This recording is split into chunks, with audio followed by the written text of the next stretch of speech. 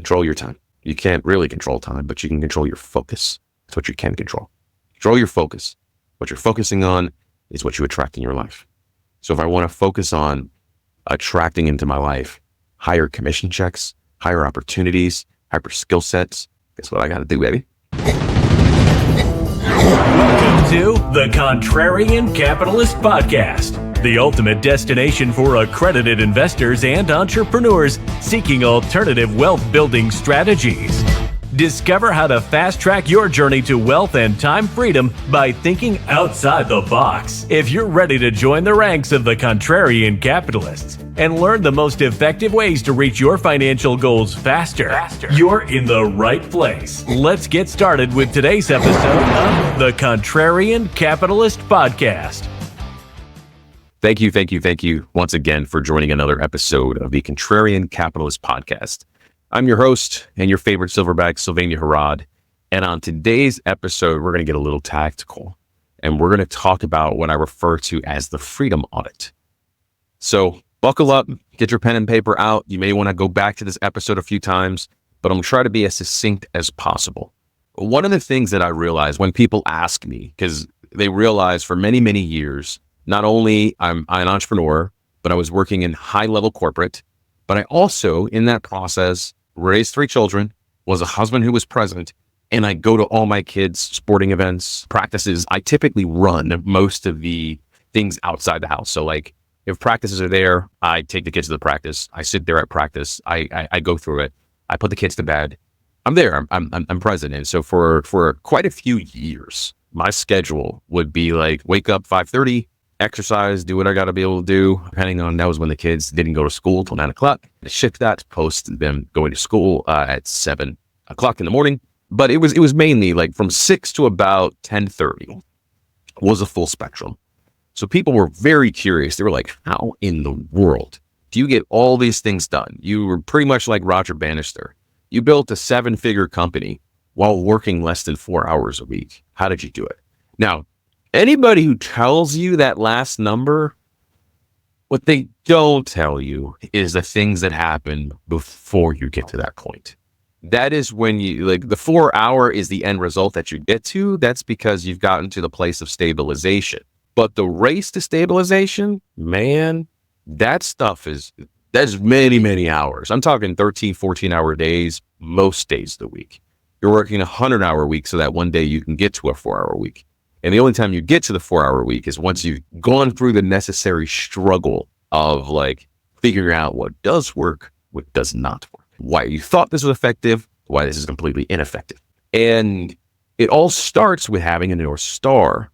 So there's 4 important questions I ask everybody and ask myself. Question number 1, if anything was possible in the next 3 years, what would you be doing? Who would you be serving? How much do you want to make? And how much time do you want to spend? It's 4 questions. So thinking about those 4 questions, it allows you to be able to get clarity. And the last couple questions are actually the most impactful questions, because let's just look like an analogy. Anything possible, what would you be doing? All right, cool. I'm working in real estate. Question number 2, who are you serving? I'm like, well, I don't want to be no realtor. I ain't doing that shit. I don't want to you say real estate investor, and I'm like, I do like real estate investing and going through that, but I don't like people messaging me, calling me, having problems, anything like that. So I'm like, all right, cool. Like, who am I really serving? I really like those that are commercial properties, more triple net lease, that the tenant's responsible for all the crap that goes through. Okay. And I like development because it's just like a bigger scale projects. You get to see dirt come to life. All right. So when I'm thinking about who am I serving, I go further. I'm like, do I actually want to be in the day-by-day of managing contractors? Hell no. I like freedom, right? So I'm like, I would just much rather support those people, because in question number 3, you got to ask yourself, how much do you want to be making? And so for me, I look at it was like it'd be like $2 million a year. Like that's kind of baseline of things going through. So when I look at that number, I go like, all right, cool. That's baseline. That allows us to live the life we want to do. That allows me to dabble on cars, trips, vacations, like that. Just keeping things kind of like the things that I love to do without having to worry about stuff, and knowing that I can just create a salary and it just goes to the check, right? So that is what I looked at. Well, the problem is that if 2 and 3 are not synchronous, You can't really do it. Because let's say I was a realtor and I wanted to make 2 million a year. Well, in order to do that, I got to back into that. With average commission fees being 2 million, it means that I would need to have 10 million, like take home percentages of most brokerages and different things going through. I would need to have $10 million worth of commissionable cash flow in order to get that return. Well, I asked myself the question, like, well, if I got to do 10 mil in commissions to be there and I'm averaging 6%, I got to sell like $150 million worth of properties per year. Oh crap. What the hell am I selling? You know, like in order to sell 100, I got to be selling like large apartment complexes every single year if I'm going to do that. How many apartment complexes are coming up for sale? How many can I be able to sell? See what I'm saying? The math ain't mathing. But if I'm more of like capital markets advisory, you're talking about one deal. Well, there's always deals. Okay, that makes sense. Question number 4, right? How much time do I want to spend? Well, the reality is I'm not trying to spend 100 hours. I got to fight people tooth and nail to go ahead and find that apartment building per se. If I was a realtor, it ain't going to work. The math ain't going to math. I'm not going to have amount of hours, but it's like capital markets advisory. Yeah, 100% can do that. So those questions help determine exactly what I wanted to do. Now I'll take the same 4 questions and say I wanted to go ahead and start investing in other businesses or other opportunities. Well, I got to look at like what's my direct involvement and engagement in there, because I don't want to be spending a ton of time. And then I create a financial number for myself. So let's say you make 250 grand a year. Well, you need to get to a place where I want to make 250 from my investments or companies or just have that in cash flow that's coming in. You got to reverse the math, because if you want to get to a place where you can swap out one level of income for another income, you got to be able to meet stabilization. So you got to figure out what that math is, and then you reverse the process of exactly how you get there. And one of the key things you're going to end up getting to once you do the math. So let's just say, okay, I need to bring in 250K in like monies that are producing. That means I need to have a particular amount of cash deployed so that it's bringing in the necessary return. Let's just say I get 10% returns on what I'm doing, and I'm making that on what I have. So that means I need to put a $2.5 million portfolio that's cooking off 10% per year. Well, how am I going to get to the do I need to be at 2.5? Like, how do I get a $2.5 million nest egg? Well, I got to start investing. Or here's another thing. Let's say you're a private lender.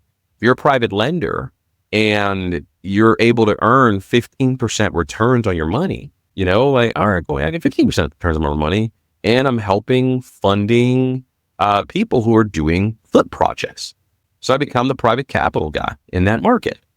Well, guess what I'm going to do? I'm going to be able to take 100 grand, and I know on a 90-day cycle, now I'm at a place where I know 15 grand is coming in every 90 days. So I've gone through the process, and it's just going to keep building and building and building. So at the end of the year, you're like, I started with 100, now I'm at 160. Well, now you have more to deploy. And so that starts compounding over the next couple of years to where you have a momentum structure that's bringing you in the required capital you need to get there. So think about it in the 3 years. Now you start with 160. You started with 160 and you're at 15% on that, right? So you didn't do it. That's 24 per quarter. Now I'm at 100. Like now I got 104 or 24. So I got 96 that I made this year. So instead of I only made 60 last year. Now I'm at 96. Well, year 3, you got 96 on top of the 160 you started with. Now you're at 250. You see the math that I'm talking about? Now you're at 250 as you started with. So you took 100 grand and turned it into 250. By year 3, you're taking 250, 35 each one, 70, 140. Now you're at 400. Taking this nest egg, and you kept rolling it and rolling it and rolling it. And so now you have predictability because you already know the operators that you're working with. You already know the assets that you're tied in. You throw in like a 10% delta of deals that are like, as long as you're evaluating deals properly, then you're good. That's the whole purpose of the community I'm building, is to make sure that we have high quality deals with high quality operators so that you can be in a space where you have the opportunity to go and find the required things you need. You see what I'm saying? Like it just begins to build. Imagine you do that for 10 years. Yeah. You do that for 10 years, you're going to have enough nest egg where you can start diversifying. Maybe you're not on properties. Maybe you pull a Shaquille O'Neal model and you go through and you help franchises get started. You pay the franchise fee. You get a return on the initial investment. You can do that in because it's considered mezzanine funding is a terminology for it. It's a mixture of debt and equity. You get a piece of debt, get a piece of equity.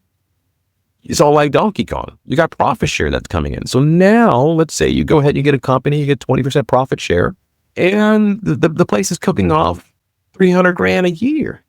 Well, you got 60 coming to you. That's $5,000 a month. You're greater than like 25% of what you need. Say you do 4 of those deals, 1 a year. 4 years later, you have recurring profitability that's showing up for you constantly. And you just keep diversifying. You keep finding things. Like you can diversify by people and stay in the same industry. Maybe one person's doing something in the Midwest, somebody's doing something down south, somebody's doing something up north. You begin to build momentum and diversify your risk. Because guess what? If you're in the jungle, it's risky anyway. But you can mitigate your risk as much as possible by ensuring you're in a space of being an uncle and not a parent. You're observing. Like Robert Kiyosaki created the book Rich Dad Poor Dad, and he has a four-part quadrant, ESBI. He talks about incessantly how the greatest evolution in the sport of like business is being an investor. Because you take risk, but you get a great reward. And as an investor, as you become more of an intelligent investor, you're at a place of knowing and identifying the things that you like, you desire, and you have fun with. So why am I sharing all of these different details and tactics with you? Is because you cannot think about this stuff unless you audit your time. You gotta audit your time. Because I guarantee if you spend the next 2 weeks just looking at your calendar and opening the notes app on your phone and taking notes on where you spend your time, you'd be amazed where things are. There's a reason why I don't really watch TV shows. Sports, yeah, it's like, I know it's 2 or 3 hours, but I am not binging a season for 17 hours unless I'm sick. I am not having that level of commitment because if I'm going to subscribe to something, I want to ensure there's something I'm learning because unconsciously, I want to influence the world of what my brain is focused on. So I want to be in the driver's seat because I'm a contrarian. I love driving. It's a fun experience. I love taking slow cars and making really fast turns, like a fun, like it's enjoyable. Like that's the sport that I love and dearly is doing that. So I audit my time and I look at it. I have scheduled fuck off time. That's when I post memes. That's when I find other interesting things. When I'm eating certain meals, if I'm not in learning mode, I'm in learning about a different sport. I'm learning about a passion. I'm just keeping the muscle going and growing it. That's the sport I love. I get to control it. So if I'm going to watch a TV show, I'm probably going to watch a show like Billions. Why? Because I need to understand characteristics. And I know it's dramatization to be there, but we're humans. We need veg time, right? I'm going to watch a movie. Captain America comes out next week. Everybody knows me, knows I'm a big Captain America fan. That's my dude. Because we represent the same core principles and values. We want to serve our country. We want to support our people. And really hard to keep down. You can step on us, you can crush it, you can hit us. We're going to get right back up, smile on your face, and be like, that's all you got? So it's my superhero there, And so I share all that to being like, you get to control your time. Guess what I'm doing when my kids are at practice? I'm learning through discussions. I'm learning through what's going on. Because the reality is like, it's practice. Like they're doing things practice and my kids don't want me around. So I'm learning. That's when I spend the opportunities. I find these moments because I want to be as efficient as possible with my time. Because the reality is most people are very inefficient with their time. They have no idea where their day went. Some days be like that. Let's be real. But I spend 80% of my time looking at the things that are going to drive revenue. I don't give a crap about the news. I'll learn it through memes. Those that are exceptional at controlling their time and controlling their focus are going to get exceptional results. That's the secret, folks. To land the plane. Control your time. You can't really control time, but you can control your focus. That's what you can control. Control your focus. What you're focusing on is what you attract in your life. So if I want to focus on attracting into my life higher commission checks, higher opportunities, hyper skill sets, guess what I got to do, baby? I got to ensure that I'm focusing my time there. And that's where the real fun comes from. So as always, I hope this messaging was there direct for you, because there's a couple key points that I want you to know. Figure out, audit your time. Spend a week. What is that? Look back. Just spend a week realizing, like, for my day, what was the mission and focus I was on, and did I accomplish it? And when you go through that, you'll realize exactly why you are exactly where you are. So you can find me on all social media platforms at my first name, last name, typically. I like to engage. I like to foster community. I like to chat with people. So if you have questions, comments, anything that's going along, feel free to write a comment, create a post, troll me if you want to. Don't worry, I troll harder. And I'm here to support you along this journey. So stay grateful, my friends. And until the next episode, cheers.